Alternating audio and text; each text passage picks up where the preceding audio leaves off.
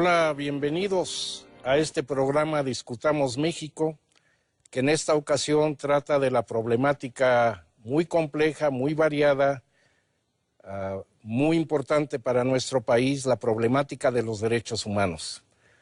En materia de derechos humanos, desde luego, podemos vincular la lucha del pueblo mexicano desde hace 200 años, desde la independencia, desde la revolución, hasta hoy en día. Recordemos los lemas importantes de estos hechos, ¿no? Sufragio efectivo, no reelección, el lema maderista y sobre todo el lema zapatista que todos conocemos, tierra y libertad. Esto tiene que ver con los derechos humanos del pueblo mexicano. En los últimos años hemos hecho avances en el país en materia de derechos humanos, pero también hay problemas no resueltos. Hay bueno y no bueno. En este año conmemoramos el aniversario, 20º aniversario de la creación de la Comisión Nacional de Derechos Humanos y de otras comisiones estatales.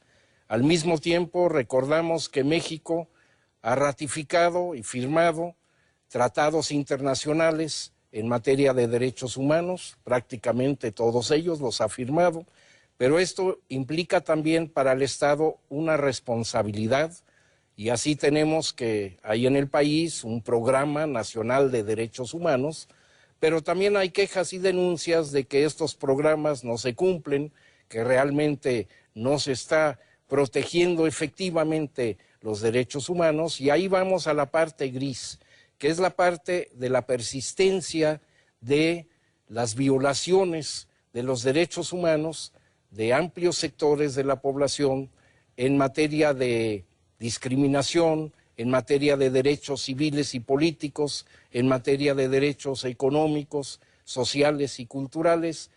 ¿Qué podemos hacer como sociedad nacional, como sociedad civil, como Estado, como gobernantes, como académicos, para fortalecer el goce y la protección de los derechos humanos de todos los ciudadanos mexicanos?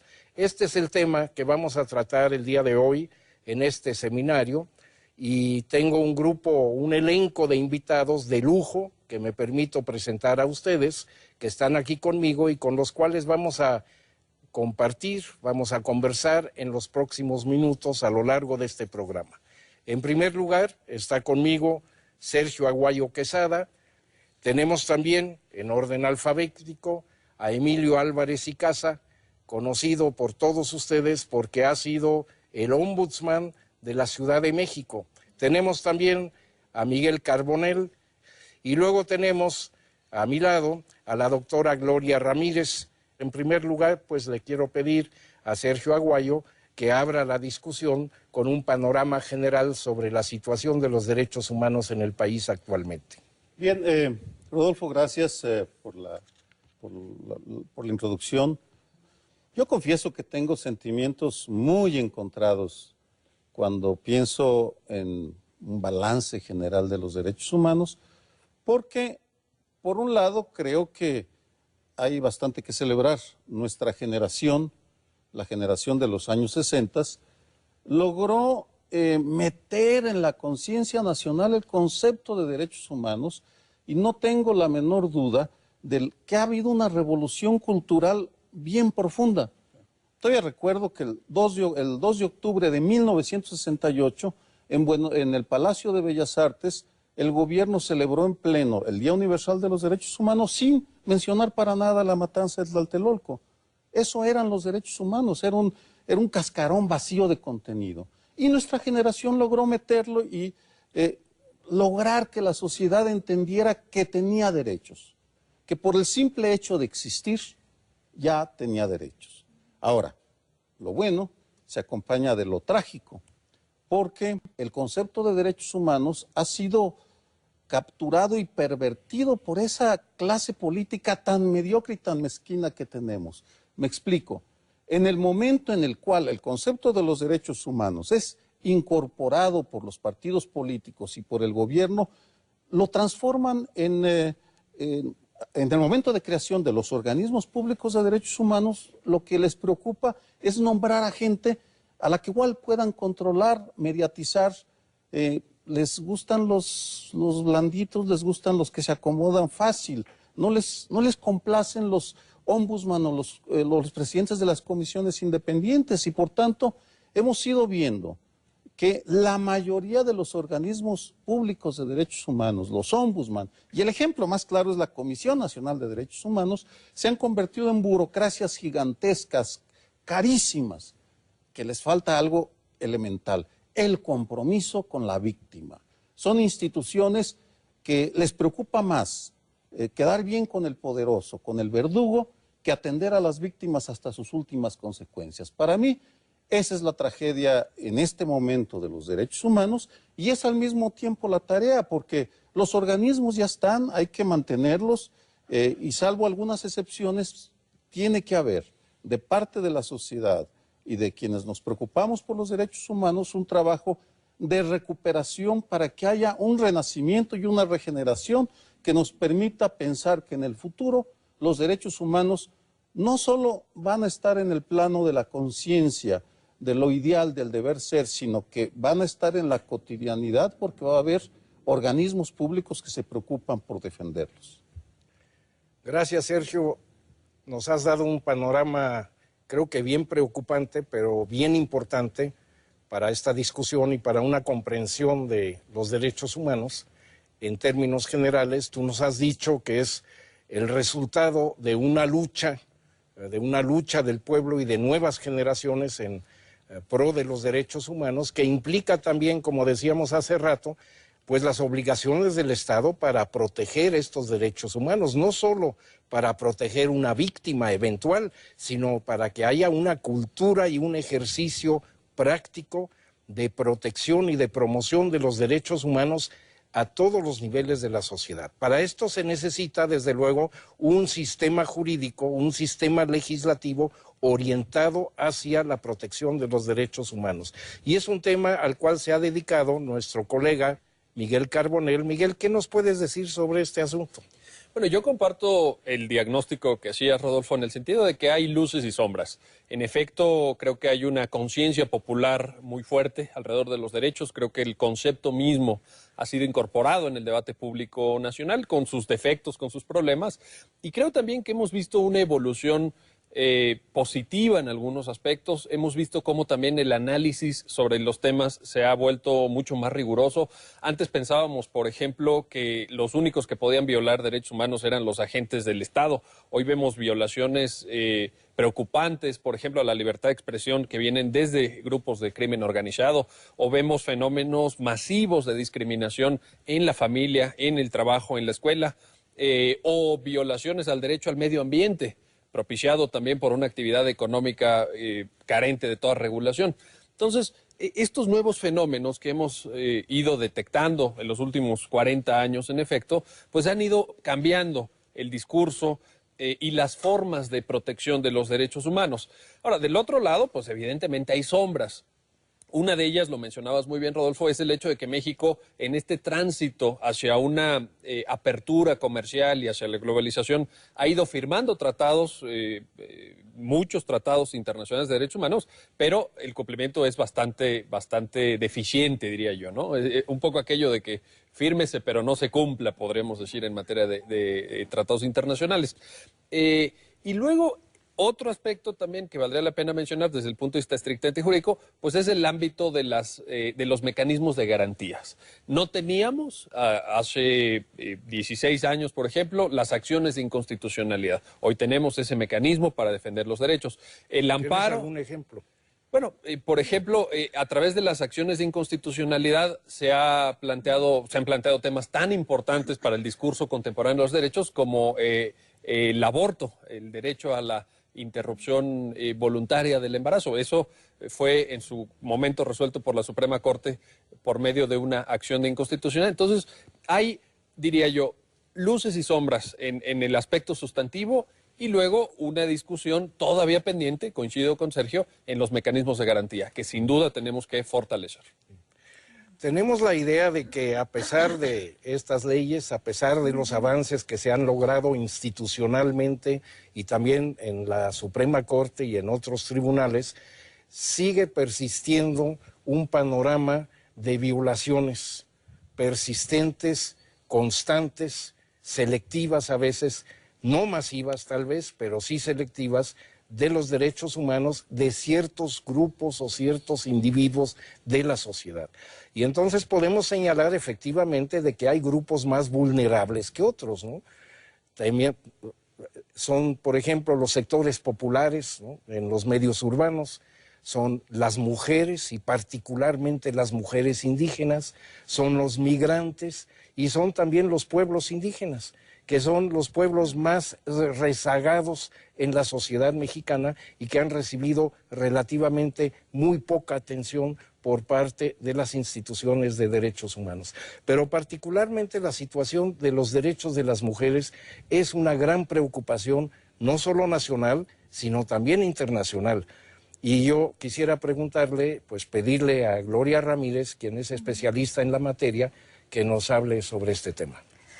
Pues mira, a mí me parece, también coincido realmente con las tres intervenciones, pero quizás con algunos matices, ¿no? ¿Ha habido avances? Sí, no podemos negar avances, pero no han sido gratuitos. Hay violaciones y yo creo que hay violaciones mucho más graves de lo que nosotros vimos el siglo pasado por estos nuevos actores y situaciones que vemos pues en la calle. Hoy una cantidad de jóvenes estudiantes, hoy ya no se habla asesinados, hoy no se habla solamente de que ni una más, sino tampoco ni uno menos. Hoy estamos ante situaciones gravísimas, no resuelta el problema del feminicidio y el problema del feminicidio instalado en toda la República Mexicana.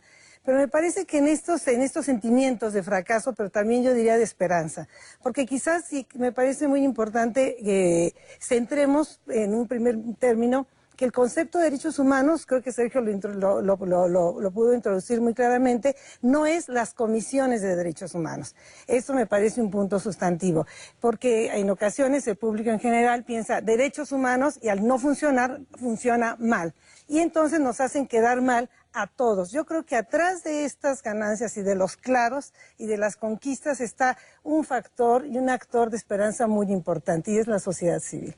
Y en esa sociedad civil vemos diversos movimientos en pueblos indígenas que efectivamente son los más vulnerables, pero también no solamente vulnerables, sino los más vulnerados, pero también es la mujer indígena. Y ella, a pesar de ser pobre, a pesar de ser indígena, a pesar de ser explotada y entre las explotadas, levanta la voz, reivindica, surgen propuestas, surgen alternativas. Esto me parece que es lo importante y lo que creo que hay que subrayar.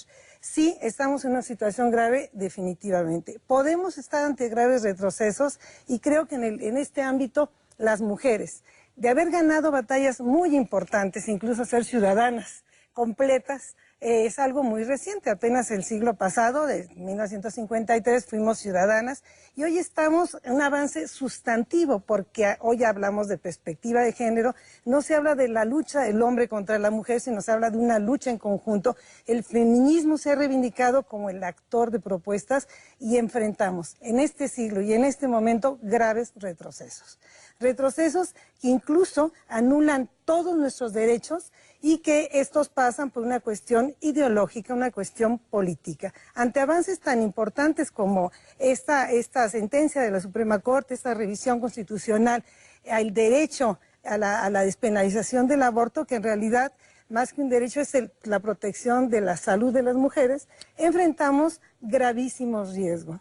Riesgos ante un panorama complejo, pero ante muchas resistencias, y me parece que esta parte, habría que subrayarla y habría que enfatizar que entre estas situaciones no todo es negro y no todas las comisiones tampoco de derechos humanos han actuado en una forma totalmente corrupta. Creo que vamos a tener aquí mismo un espacio en el que va a hablar un ombudsman defendiendo esta parte, pero según lo que a mí me interesa decir es cuál es el papel de los actores y en esas conquistas que hemos ganado surge esta posibilidad de esperanza y en este ámbito cómo utilizar el ámbito del derecho, cómo utilizar las estrategias y cómo también alertar a la sociedad ante los graves riesgos.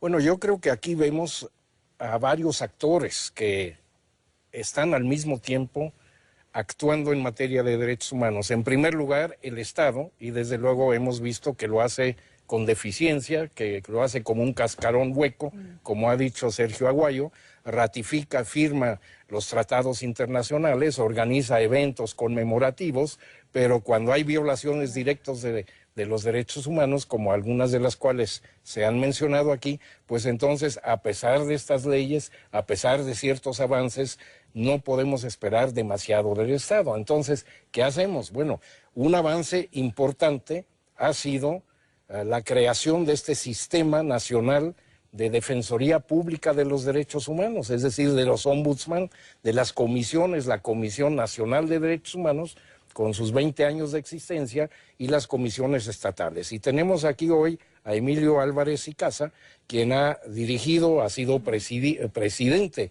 de la Comisión de Derechos Humanos del Distrito Federal y que ha vivido diariamente estos problemas, y a lo mejor nos puedes aclarar algunas de estas dudas que tenemos y preocupaciones, Emilio, así que te voy a pedir si nos puedes decir algo. Hablar de los derechos humanos es hablar de las causas que los animan. ¿Por qué tenemos comisiones de derechos humanos? Y es una respuesta que no podemos dar en automático, porque las causas que animan los derechos humanos tienen que ver con las luchas de la justicia y de la dignidad. O sea, es una manera, cuando uno dice derechos humanos, es también la historia de este pueblo, de México y de muchos más, ahora que estamos en el contexto del Bicentenario, de repensar su lucha por dignidad y justicia. Y también pensar, retomando algunas de las ideas que se ponían, es que en realidad el concepto de los derechos humanos ganó la batalla de las ideas. Hoy hablar del respeto a los derechos humanos es un indicador de gobernabilidad democrática. Hoy hablar del respeto a los derechos humanos es un indicador de los gobiernos. No, debería ser, ¿no? Debería ser, que lo reprueben es otra cosa. Pero eso no era así en el 68. Eso no era así antes. Y me parece que hay que tenerlo claramente como parte de esa progresividad. Y yo parto de la idea de que el siglo XX es un cambio de paradigma, no solo en México, sino en el mundo, por los instrumentos internacionales y los instrumentos nacionales. Nunca habíamos construido tantos instrumentos jurídicos e instituciones para tutelar los derechos de las personas. El Bicentenario tiene como importancia que hace 200 años convenimos que la esclavitud no se valía en este país. Esa es una de las cosas valiosas del Bicentenario. Y eso tiene que ver con el ejercicio de los derechos. Y resulta que en los últimos 20, 30, 40 años, este país se ha puesto a redefinirse muy profundamente en términos de su término de relación entre la gente y los gobiernos y las instituciones. Hemos creado más de 500 entidades públicas para tutelar derechos federales y estatales. Hemos aprobado más de 300 leyes. Pero también lo que sabemos es que hoy las leyes no son eficientes y suficientes. Ya no es el viejo principio que animaba la independencia y la revolución de la igualdad ante la ley, sino hoy es el reclamo de la condición bajo la cual se ejercen los derechos. Porque hay personas que por ser indígenas, por ser mujeres, por ser gays, por ser comunistas, por ser ateos, tienen una condición de desventaja en el ejercicio de los derechos. Y por eso pensamos los instrumentos institucionales, por eso pensamos las comisiones, y por eso pensamos en que deberíamos tener un garante, un vigilante, que de manera específica y pagado con recursos públicos protegiera a las víctimas. Yo acompaño la lectura de Sergio, de que esa es su función. Pero ciertamente ha habido un debate que ha desvirtuado ese contexto. Uno revisa los informes, por ejemplo, se encuentra la ausencia de la palabra víctima. Lo que existe es el quejoso, que además es una confesión de parte. ¿Cómo entiende la entidad pública a un ciudadano? Si es una persona que ejerce derechos, es un peticionario, es una víctima, o es la administración de un problema. Y eso es parte de una falla de origen.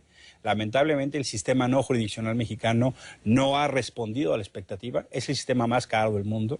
En promedio gastaremos al año cerca de unos 160 millones de dólares solo en instituciones de derechos humanos. Es el más caro del mundo. Y me parece que tenemos entonces sí que entrar a un fortalecimiento. En los casos estatales yo pondría también, además de la CNDH, algunas preocupaciones, porque este proceso de la alternancia ha generado que pasemos de la presidencia imperial a los gobernadores virreyes. Y en algunos casos los virreyes pues ponen a sus delegados en las comisiones. Sí creo que el movimiento va mucho más allá, sí creo que hay una presión a esas instituciones, pero necesariamente tenemos que lograr que este proceso redefina para que la gente tenga confianza en las comisiones y cumplan de mejor término su mandato en esta idea y esta apuesta de lo que son los derechos humanos. Aquí se abren problemas muy serios, ¿no? Que ojalá pudiéramos profundizar un poco en ellos. ¿Qué puede hacer el ciudadano o la ciudadana común y corriente cuando siente que se le están violando los derechos que son reconocidos universalmente, son reconocidos en la retórica oficial, son incluso reconocidos en las leyes que tenemos? Si siente que hay una violación del derecho, ¿qué hace concretamente el ciudadano? Por ejemplo, el ciudadano que nos está viendo ahorita en este programa, ¿qué le aconsejamos que haga? Hay instancias civiles, la sociedad civil yo creo es el protagonista esencialmente de este cambio. La transformación de este término de relación nos ha costado muchas vidas y nos ha costado mucho trabajo. No es que el sistema haya sido muy inteligente, en realidad se lo hemos tenido que arrancar al mar del autoritarismo. Hay comisiones a las que se puede presentar denuncias y también yo creo que hay un debate público, Miguel lo decía, hacer públicas las cosas hoy tiene un costo distinto. Hoy un gran cambio es el debate público y las condiciones de publicidad cuando una persona sufre un atropello. ¿El periodicazo es más importante que la queja ante la comisión? Son sensibles, yo creo que son complementarios. A veces algunos funcionarios son sensibles al tema de los medios y hay que complementar. Quisiera ampliar el sentido de mis comentarios, porque parecía que me refería solo a las comisiones de derechos humanos, cuando le estaba viendo desde una perspectiva más amplia y pensando en los organismos que tutelan algún derecho. Sí. Por ejemplo, en el caso de los trabajadores, pues están indefensos, al igual que quienes defiendan el medio ambiente, porque la Profepa, la Procuraduría Federal de Protección al Ambiente, bueno, pues no funciona bien. Lo mismo pasa con los consumidores, que vamos, cualquier consumidor que se haya visto explotado por Teléfonos de México o alguna televisora o por los bancos, pues que vaya a la Profeco o a la Conducef para darse cuenta de la magnitud de su soledad. Y tú preguntabas qué puede hacer un ciudadano. Yo creo que para empezar a reconocer que, salvo los organismos de la sociedad civil, algunos medios de comunicación y algunos organismos de derechos humanos que sí hay que funcionan, pocos pero los hay, el ciudadano que es víctima está solo. Porque en el tema de derechos humanos lo que estamos viendo es un reflejo, es una réplica de lo que está pasando con la democracia. Tenemos una crisis de representatividad monumental, porque la ciudadanía no se ve reflejada en las instituciones que hacen funcionar la democracia, ni en los congresos, ni en los partidos políticos, ni en los organismos públicos. Sigue entonces que, por el momento, quienes queremos defender un derecho tenemos que entender que pues más vale que confiemos en nuestras propias fuerzas y hagamos lo posible por apoyarnos unos a otros en esta ley de la selva que es vivir en México, más en algunos estados que en otros, y al mismo tiempo hacer conciencia, y ahí creo que empieza a vislumbrarse en los partidos políticos la comprensión de que no les está funcionando algo, que han hecho mal la tarea, al igual que nosotros, y yo asumo la responsabilidad de mi profunda ingenuidad al suponer que bastaba con que el PAN o el PRD llegaran al poder para que se transformaran las políticas públicas. Fui un ingenuo, me arrepiento cada día que leo la prensa, la corrupción de un panista, de un periodista, digo, ¿cómo les fui a creer a estos miserables que nos engañaron?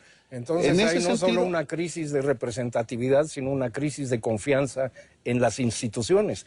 Esto tiene que ver con los derechos humanos y no solo con la democracia, ¿no? Tiene que ver con todo, pero vamos. Y también asumiendo que no es un proceso continuo. Mira, por ejemplo, en la Ciudad de México hemos avanzado mucho en reconocer y asumir una responsabilidad estatal y de sociedad de reconocer derechos. Los derechos de la comunidad lésbico-gay, los derechos de las mujeres, derechos de los indígenas, de los migrantes. Sí, pero eso genera reacciones. Y de repente tienes que en 17 entidades de la República hay una ley del péndulo que lleva inclusive atrás el Código Juarista de 1871 en términos de la regresión de los derechos de las mujeres. Entonces lo que tenemos que tener como muy claro es que es un terreno de disputa que no es lineal y que no es progresivo. Hoy vivimos claros contextos de amenaza y riesgo de retroceso. Sí. Pero que también es importante, yo creo que efectivamente hay una reacción, pero no hay que olvidar que cuando llegue el primer gobernador panista a Chihuahua, hay una reforma. La reforma de 1994 reconoce en el estado de Chihuahua la vida desde la concepción.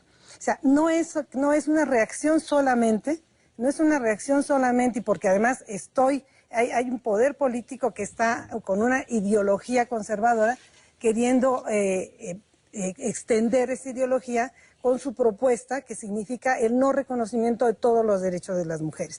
O sea, el PAN llega al poder en el gobierno de Chihuahua y empieza ahí esta acción que se va a multiplicar a partir, desde luego, de la despenalización del aborto en el Distrito Federal.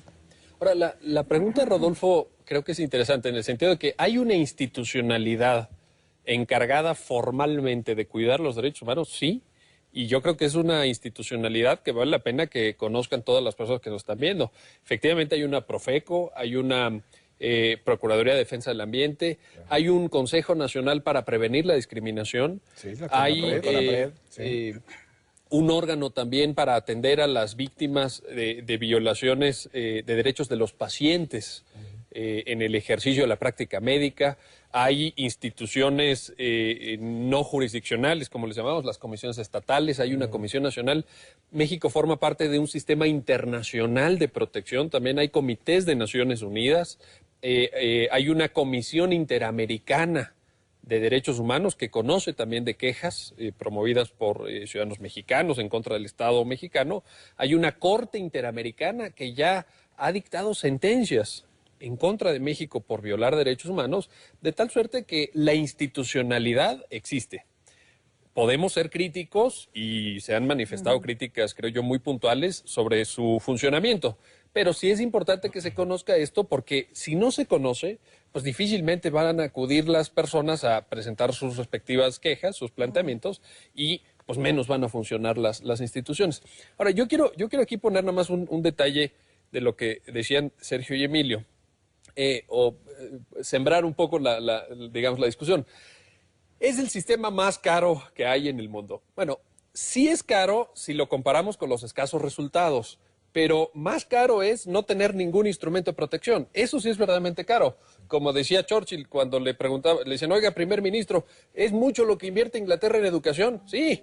Vea el resultado de no invertir en educación. Por tanto, yo creo que hay que distinguir entre el cúmulo general de recursos de estos 160 millones de dólares y los resultados. Claro. Pero yo nunca defendería, y espero que nadie defienda, que se disminuya el gasto del Estado mexicano en derechos humanos, que no es un gasto, es una inversión. No, es una inversión en calidad de vida y en nosotros mismos. Invertir en derechos humanos es invertir en gobernabilidad, es invertir en el sistema democrático. El sentido de la idea es cómo hacemos que esos 160 millones de dólares rindan el mayor beneficio posible. Pues que no hay que decir nada más que es caro, hay que decir que es una inversión y que en su caso no está bien, digamos, si el producto es muy malo, pues entonces... pero no hay que dejar la idea trunca, ¿no? No hay que dejar la idea trunca. Tú señalabas lo que había dicho Churchill con respecto a educación. Eso también es una inversión. Y precisamente en materia de educación para los derechos humanos tenemos experiencia importante. ¿Qué tan efectiva es? ¿Cómo nos ayuda a cambiar el sistema? Gloria, tú has trabajado. Precisamente yo no terminé la idea que quería mencionar hace un momento. O sea, ¿qué puede hacer el ciudadano? Pues en primer lugar no conoce ni tiene las posibilidades de acceder, porque el ciudadano ha vivido en un sistema en el que se le ha oprimido. La mujer ha vivido toda la historia de la humanidad desde un punto de vista de opresión en el que no tiene una conciencia de que tiene un derecho, y esto me parece que es importante. Se puede decir, ve a poner una denuncia significa una toma de conciencia. Y yo creo que si algo le podemos decir a los televidentes es entender derechos humanos no significa no solamente las comisiones, que me parece que ha quedado muy claro, significa tener la posibilidad primero de tomar conciencia, que siempre hay una puerta a la cual puedes tocar, que hay una serie de herramientas y que tú puedes dirigirte primero a quien puede ayudarte a llegar a esa puerta, pero sobre todo no perder de vista a quién le toca la responsabilidad de responder, porque siempre decimos la sociedad civil como primera respuesta, pero no, la sociedad civil no es nuestra responsabilidad. El problema es que en un país de analfabetas, como decía Guevara en algún momento, no podemos nosotros sino decir cuál es la situación que tiene este país y qué conciencia se tiene en un país en que no tiene acceso a la educación y es una asignatura pendiente, como lo vimos con el relator. Y en el caso sustantivo del relator del derecho a la educación, que hace poco estuvo con nosotros, y que hablaba pues de cosas que son tan evidentes como la situación lamentable, una educación pobre para los pobres, una educación elitista para los ricos, y hablaba situaciones graves de los gravísimos asuntos que nos tiene cooptado el sistema educativo en sus vinculaciones con el sindicato. Ahora, ¿qué nos corresponde hacer? Hay alternativas y se han incluso interpuesto, y felizmente contamos con presupuestos para educar, con presupuestos de género, que hay que saber que existe, que es un derecho. Y tener ese derecho de levantar la voz, de sentir que no es solamente mi problema, sino es un problema en conjunto. Es un proceso de concientización. Es fundamental. Y que no se ha aprendido en la escuela, sino se ha aprendido ahí en la lucha, en toda esta lucha que estamos viendo, en esa lucha donde se ha alfabetizado en derechos humanos, pero que ha dado posibilidades de encontrar otros caminos. Yo creo que entender esta gran confrontación entre la norma y la acción. Y es cuando emerge no solamente el saber, sino una posibilidad de actuar. Allí es el tema de la construcción de la ciudadanía. Claro. Es decir, los derechos humanos en este proceso educativo, la educación en derechos humanos, son un vigoroso, poderoso instrumento de construir ciudadanía. Porque la ciudadanía va asociado justamente a esa categoría de ejercicio de derechos. Y yo creo que estos 30, 40 años ha sido eso. Un proceso pedagógico, social, algunas veces focal, de asumir el rol ciudadano, de asumir el ejercicio de los derechos y muchas veces no exento de conflictos. En muchas ocasiones salir a la calle o a salir a lo público o ejercer un derecho significa enfrentarse contra aquellos que piensan que no se tiene. ¿Y qué posibilidades tiene la sociedad civil en todo eso, Sergio? Tú que has trabajado mucho eso. Mira, redondeo una idea, totalmente de acuerdo con Miguel, que mantengan el presupuesto que se dedica a derechos humanos, pero que lo vigilen. Vamos, estamos de acuerdo. O los sueldos de los funcionarios. Sí, vamos, porque es una vergüenza que, por ejemplo, José Luis Soberán en sus 10 años haya recibido casi que 10,000 millones de pesos y el Senado de la República no haya hecho jamás una auditoría integral de cómo funcionó la comisión durante esos años. Me parece que es un desperdicio de recursos. Dicho esto, no quiero caer en asumir el papel del amargoso, porque es muy desafortunado, y hablar de lo positivo y hacer un matiz. Vámonos a las regiones, a caso por caso, porque es ahí donde puede uno hacer una valoración más puntual. No es lo mismo lo que sucede en el estado de Chihuahua con el ombudsman de Chihuahua y los feminicidios de Juárez, por ejemplo, a lo que ha pasado en el Distrito Federal. Porque aquí sí, también derechos humanos, el tema es un reflejo de lo que sucede en la transición, y en la transición la capital ha estado a la vanguardia, ha sido el motor, y espero, yo soy provinciano, espero que no me lo tomen a mal quienes lo ven en diferentes estados, pero en el tema de democracia y de transición pacífica ha sido la capital, y creo que hay que reconocer que en la capital los gobernantes sí han empezado a entender con mayor claridad cuál es el significado de los derechos humanos y cómo invertir en derechos humanos es invertir en gobernabilidad. Estoy totalmente de acuerdo con esa idea de Emilio Álvarez y Casa, y en ese sentido creo que la capital debe ser vista en este tema de la ampliación de las garantías y de los derechos como una esperanza real y concreta a la cual hay que observar para aprender y replicar aquello que pueda ser replicable en otros estados y en otros organismos, porque sí, existen organismos, pero el organismo que defiende en teoría pacientes más bien defiende a los médicos, más que a los pacientes. Pero, en fin. A mí me gustaría hablar de vergüenzas antes en relación, por ejemplo, a estas instituciones. En la teoría hemos dado grandes avances. El movimiento feminista y los diversos movimientos de derechos tienen grandes avances, pero seguimos siendo las mujeres no consideradas en todos nuestros derechos. Y es una vergüenza que la Comisión Nacional de Derechos Humanos y que muchas comisiones en los estados o no hayan levantado la voz o realmente se hayan pronunciado en contra de nuestros derechos. Es decir, nosotros somos todos, en teoría, tenemos todos los derechos, pero resulta que las mujeres no tienen todos esos derechos, ni los sexuales ni reproductivos, ni siquiera el derecho a decidir. Y esto se vincula a no tener ese derecho, estamos en riesgo. Y en este momento se está muriendo una mujer por un parto que no, por un aborto que no se realizó en las mejores condiciones. Estamos hablando de compromisos internacionales, estamos hablando del Ombudsman, y es el Ombudsman Nacional en que va a interponer una demanda ante la Suprema Corte contra la ley que permite la despenalización del aborto y, en consecuencia, proteger la salud de la mujer, cosa que ha sucedido en los otros estados. ¿Qué podemos hacer? Pues efectivamente lo que han hecho muchas mujeres, levantar la voz, porque esto atenta no solamente el derecho a poder acceder a servicios en caso de aborto, sino cuidado, no hay protección para la contracepción, no existe, hoy se están mujeres encarceladas, que jovencitas acusadas de homicidio, estamos dando gravísimos retrocesos. O sea, nos están juzgando de locas y regresamos a qué siglo, ¿no? ¿En dónde están nuestros derechos? Esas son las batallas culturales y jurídicas que hay que ganar.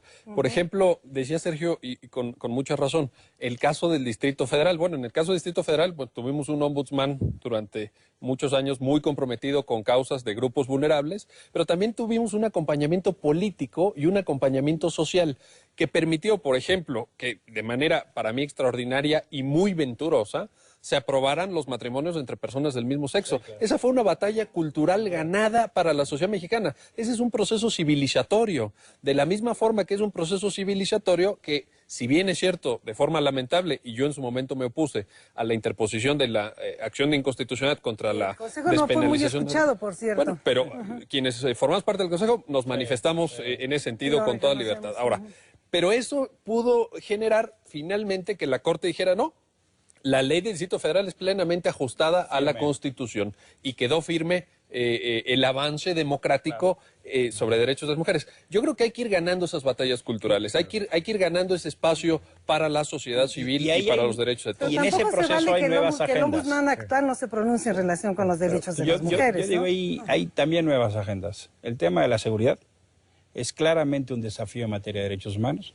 Vemos un ejército en la calle, vemos ejecuciones, vemos una tensión muy fuerte en términos del no funcionamiento del aparato de justicia, donde la impunidad está siendo la norma. Vemos temas severos en materia de lo que significa toda la crisis de medio ambiente, mineras, presas, pozos petroleros, y que esencialmente en detrimento de comunidades indígenas. Vemos problemas severos, yo acompaño el tema de la discriminación, claro, ¿no? Me parece vital, y ahí claramente la perspectiva de género toma esa nueva sombra. Y también me parece que hay nuevos dilemas significativos para el Estado mexicano en su cumplimiento de los instrumentos internacionales. Se hablaban ya de las 2 sentencias de la Corte. El caso de Rosendo Radilla, que viene desde la Guerra Sucia en Guerrero, desaparecido, y el caso del campo algodonero. Regresamos a las mujeres asesinadas en Ciudad Juárez. Entonces, me parece que hay un dilema y sí es pertinente que el Estado mexicano, no solo el Ejecutivo Federal, que tiene un rol significativo, sino también el Congreso, que tiene una reforma constitucional atorada, van 3 veces en estos 4 años que se detiene esa reforma, el judicial, que en marzo sacó 2 resoluciones que realmente fueron de vergüenza en términos de materia de derechos humanos. Entonces, me parece que el Estado mexicano en su conjunto y sus instituciones sí tienen un desafío significativo en términos de la consistencia de la democracia a través de la vigencia de los derechos. Sí, tú lo dijiste hace un momento, Emilio, creo que se trata de la construcción de la ciudadanía. Exacto. Tenemos todavía mucho que hacer en materia de construcción de ciudadanía, no solo en materia de defensa de los derechos humanos de tales o cuales víctimas o sectores vulnerables y vulnerados, que los hay muchos y aquí se han mencionado, ni siquiera todos todavía, sino también en materia de democracia y de representatividad. Entonces, esa construcción de ciudadanía no la hemos definido todavía muy bien. Hay debates entre los académicos, hay debates entre los politólogos, qué significa ciudadanía, qué significa construcción de ciudadanía, qué significa institucionalmente esa ciudadanía, pero yo creo que básicamente es eso. Yo creo que al acercarnos ya al término de esta conversación, pues podríamos dar algunas ideas a futuro.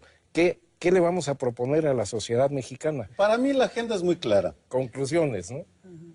tenemos que seguir defendiendo nuestros derechos, tenemos que organizarnos, pero adecuándonos a las nuevas realidades y ya sin tener falsas esperanzas sobre una clase política que, salvo algunas excepciones, es profundamente mezquina y mediocre y no tienen la capacidad de entender la historia. Hablan mucho de ella, pero no la entienden. En ese sentido, en la medida que entendamos que la agenda del futuro supone hacer realidad, hacer que coincida la conciencia que tenemos sobre nuestros derechos con el funcionamiento de las instituciones todas, de esa manera seremos más efectivos. Es decir, hacia el futuro para mí la clave está en seguir peleando, pero sin falsas expectativas, sin ilusiones, porque luego se diluyen en la nada, y con una claridad de que tenemos que pelear cada día en el campo de las ideas y en el campo de la defensa concreta de los derechos.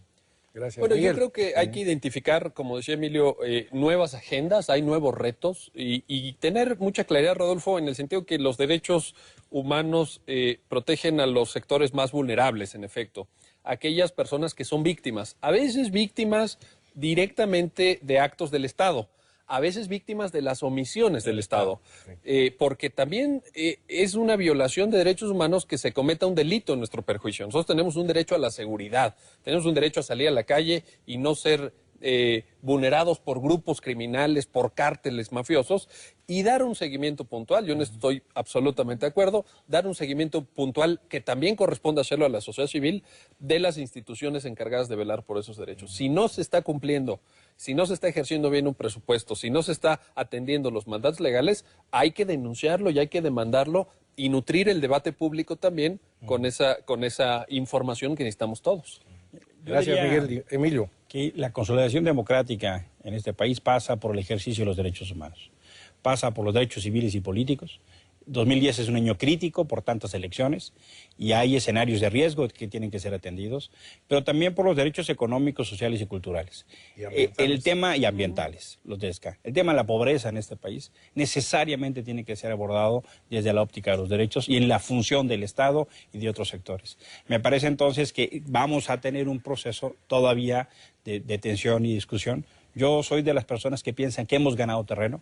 Le hemos arrebatado terreno al mar del autoritarismo. Lamentablemente ese mar tiene olas y reflujos y tenemos que seguir en ese proceso. Tsunami. Ese es medio tsunami a veces, ¿no? Esas olas autoritarias. Pero yo soy optimista. Soy optimista porque esencialmente tiene que ver con un pueblo en la búsqueda de su justicia y dignidad.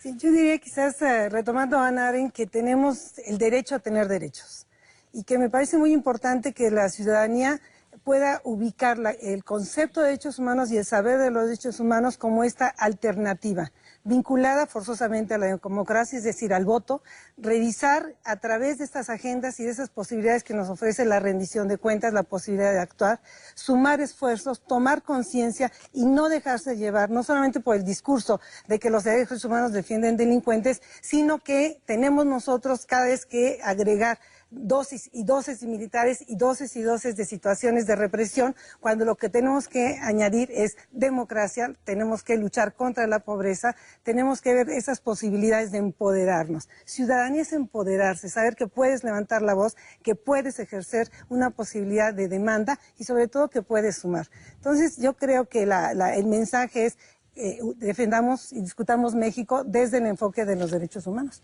Bueno, yo creo que hemos tenido una visión no completa, pero sí bastante amplia de esta situación. Yo creo que el concepto de construcción de ciudadanía vinculado a democratización, modernización, transición y desde luego protección de derechos humanos es un concepto muy importante.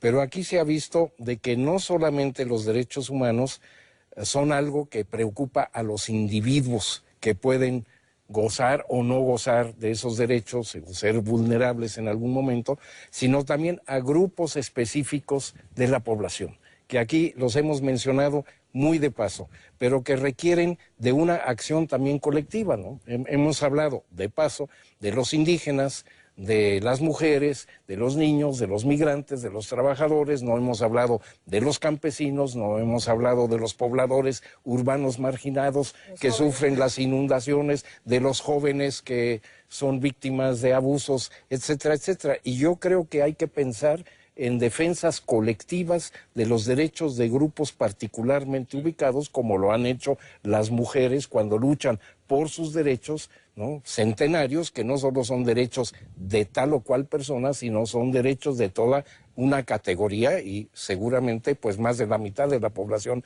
nacional, así que se trata realmente de conjuntos ciudadanos muy importantes, pero lo mismo se puede decir de los pueblos indígenas, totalmente marginados, ¿no?